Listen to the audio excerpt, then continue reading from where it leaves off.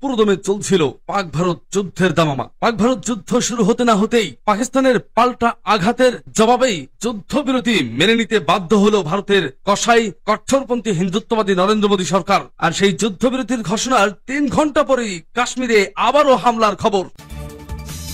এরপর জানিয়ে দেব, সড়কে নেমে উল্লাস করছে পাকিস্তানিরা, চলছে মিষ্টি বিতরণ।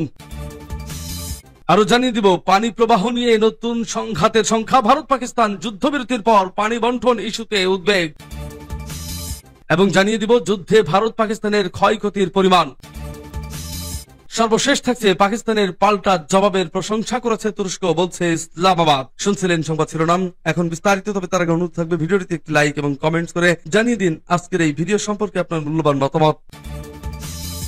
যুদ্ধবিরতি ঘোষণার 3 ঘন্টা পরে কাশ্মীরে হামলার খবর। ভারত পাকিস্তানের যুদ্ধবিরতির ঘোষণার মাত্র 3 ঘন্টা পরে ফের সীমান্তে উত্তেজনার খবর পাওয়া গেল। ব্রিটিশ সংবাদ মাধ্যম রয়টার্সের প্রতিবেদনে জানা যায়, ভারত নিয়ন্ত্রিত জম্মু কাশ্মীরের শ্রীনগর সহ একাধিক জায়গায় ভয়াবহ গুলির শব্দ পেয়েছে সেখানকার বাসিন্দারা। যদিও যুদ্ধবিরতি লঙ্ঘনের বিষয়ে ভারত ও পাকিস্তানের সামরিক বাহিনীর পক্ষ থেকে কোনো মন্তব্য করা হয়নি। জম্মু কাশ্মীরের মুখ্যমন্ত্রী ওমর আবদুল্লাহর বরাতে ভারতীয় সংবাদ মাধ্যম ইন্ডিয়া টুডে জানায়, শনিবার রাতে জম্মু কাশ্মীরের শ্রীনগরে বিস্ফোরণের ঘটনা ঘটেছে, তবে হামলায় হতাহতের কোনো খবর পাওয়া যায়নি। স্থানীয় সময় রাত 8:53 সামাজিক যোগাযোগ মাধ্যম এক্সে ওমর আবদুল্লাহ লেখেন, যুদ্ধবিরতির কি হলো, শ্রীনগরে আবারও বিস্ফোরণের শব্দ শোনা যাচ্ছে। রাত 9:10 তিনি আরেকটি পোস্টে লেখেন, সত্যি কি কোনো যুদ্ধবিরতি হয়নি? শ্রীনগরের কেন্দ্রস্থলে আকাশ প্রতিরক্ষা ইউনিটগুলো সক্রিয়। এর আগে তাৎক্ষণিক যুদ্ধবিরতিতে ভারত ও পাকিস্তানের সম্মত হওয়ার কথা জানান মার্কিন প্রেসিডেন্ট ডোনাল্ড ট্রাম্প। শনিবার বিকেলে নিজের সামাজিক যোগাযোগ মাধ্যম ট্রুথ সোশ্যালে ট্রাম্প লেখেন,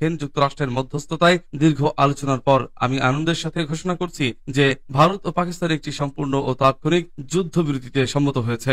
যুদ্ধবিরতিতে সম্মত হওয়ার বিষয়টি ভারত ও পাকিস্তানের পক্ষ থেকেও নিশ্চিত করা হয়। ভারতের পররাষ্ট্র সচিব বিক্রম মিস্ত্রি বলেন, ভারত ও পাকিস্তান উভয় দেশই ভারতীয় সময় বিকেল 5টা থেকে স্থল, আকাশ এবং সমুদ্রে সকল ধরনের গুলিবর্ষণ এবং সামরিক পদক্ষেপ বন্ধ করবে। অপরদিকে পাকিস্তানের উপপ্রধানমন্ত্রী ইসহাক দার বলেন, পাকিস্তান ও ভারত তাৎক্ষণিকভাবে যুদ্ধবিরতিতে সম্মত হয়েছে। পাকিস্তান সর্বদা তার সার্বভৌমত্ব এবং আঞ্চলিক অখণ্ডতার সঙ্গে আপোষ না করে এই অঞ্চলের শান্তি ও নিরাপত্তার জন্য প্রচেষ্টা চালিয়েছে।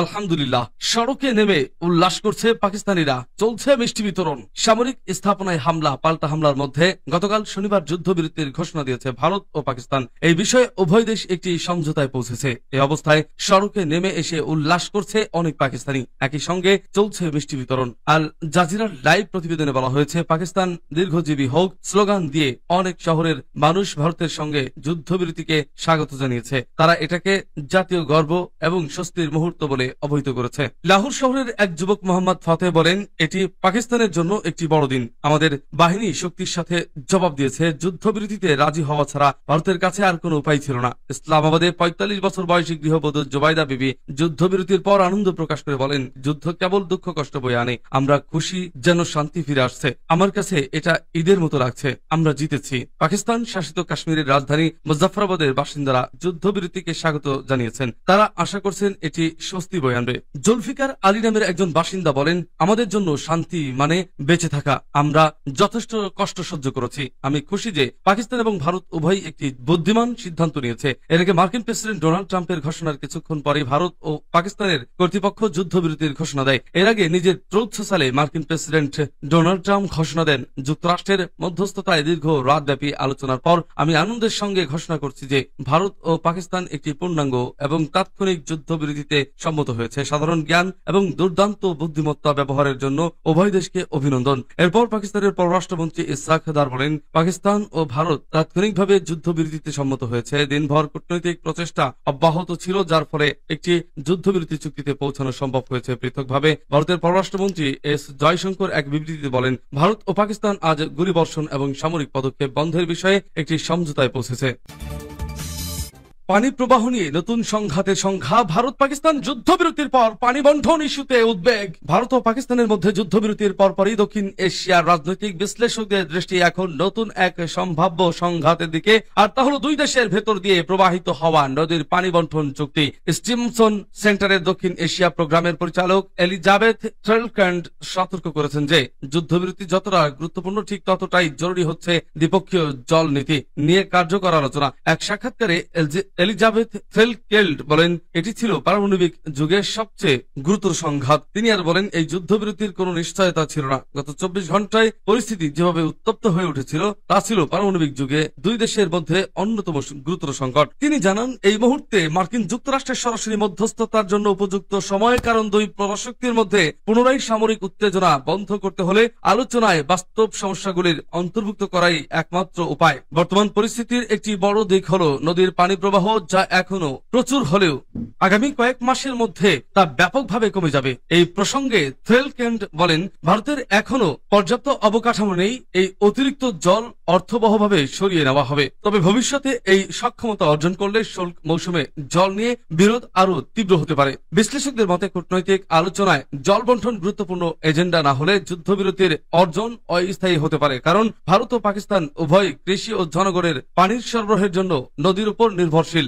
জল সংকট শুধু পরিবেশগত নয়, তা হয়ে উঠতে পারে একটি রাজনৈতিক ও নিরাপত্তা হুমকি। এখন পর্যন্ত যুদ্ধবিরতি স্বস্তি এনে দিলেও এলিজাবেথ ফেলকেল্ড ও অন্যান্য বিশ্লেষকরা মনে করছেন, যতক্ষণ না প্রকৃত রাজনৈতিক সমস্যাগুলি সমাধান হচ্ছে ততক্ষণ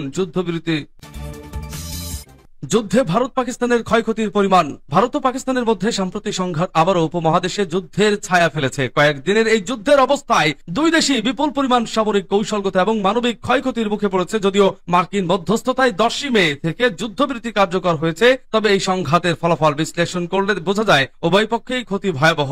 এই প্রতিবেদনে সাম্প্রতিক হামলা, পাল্টা হামলার ঘটনাবলীর ভিত্তিতে দুই দেশের সামরিক ও বেসামরিক ক্ষয়ক্ষতির তুলনামূলক বিশ্লেষণ উপস্থাপন করা হলো। যুদ্ধের প্রেক্ষাপট ও সময়রেখা।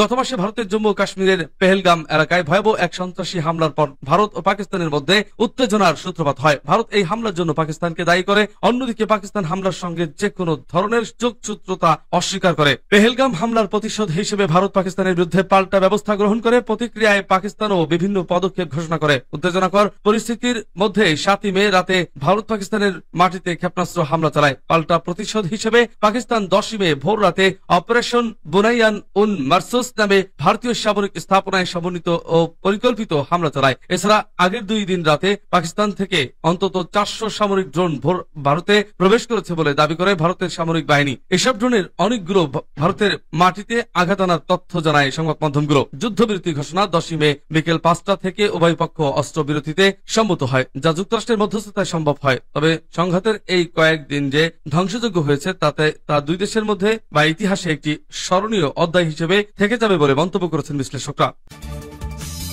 পাকিস্তানের পাল্টা জবাবের প্রশংসা করেছে তুরস্ক, বলছে ইসলামাবাদ। ভারতীয় হামলার পর পাকিস্তানের পাল্টা জবাবের প্রশংসা করেছে তুরস্ক। পাকিস্তানের পররাষ্ট্র সচিব ইসহাক দার তুরস্কের পররাষ্ট্রমন্ত্রী হাকান ফিদানকে বর্তমান পরিস্থিতি সম্পর্কে অবহিত করার সময় এই প্রতিক্রিয়া আসে। ডনের লাইভ প্রতিবেদন অনুসারে এক্স পোস্টে পাকিস্তানের পররাষ্ট্র দপ্তর জানিয়েছে, গত রাতের ভারতীয় আগ্রাসন এবং পাকিস্তানের পরবর্তী প্রতিক্রিয়ার পর পররাষ্ট্রমন্ত্রী ইসহাক দার তুরস্কের পররাষ্ট্রমন্ত্রী হাকান ফিদানকে এই অঞ্চলের বর্তমান পরিস্থিতি সম্পর্কে অবহিত করেছেন। বিবৃতিতে বলা হয়, তুর্কি পররাষ্ট্রমন্ত্রী পাকিস্তানের সংযত প্রতিক্রিয়ার প্রশংসা করেছেন। উভয় নেতাই ঘনিষ্ঠ যোগাযোগ বজায় রাখতে সম্মত হয়েছেন। প্রতিদ্বন্দ্বী দুই প্রতিবেশীর চলমান সামরিক সংঘাতের তীব্রতা বৃদ্ধির সঙ্গে সঙ্গে পাকিস্তানের সশস্ত্র বাহিনী অপারেশন বুনিয়ান উন মারসুস নামে একটি বৃহৎ পরিসরে প্রতিশোধমূলক হামলা শুরু করেছে। ইতিমধ্যে বিভিন্ন অঞ্চলে 20টিরও বেশি ভারতীয় সামরিক স্থাপনা লক্ষ্য করে হামলা চালানো হয়েছে। শনিবার জিও নিউজকে ইসলামাবাদের জ্যেষ্ঠ নিরাপত্তা কর্মকর্তারা এ তথ্য জানিয়েছেন।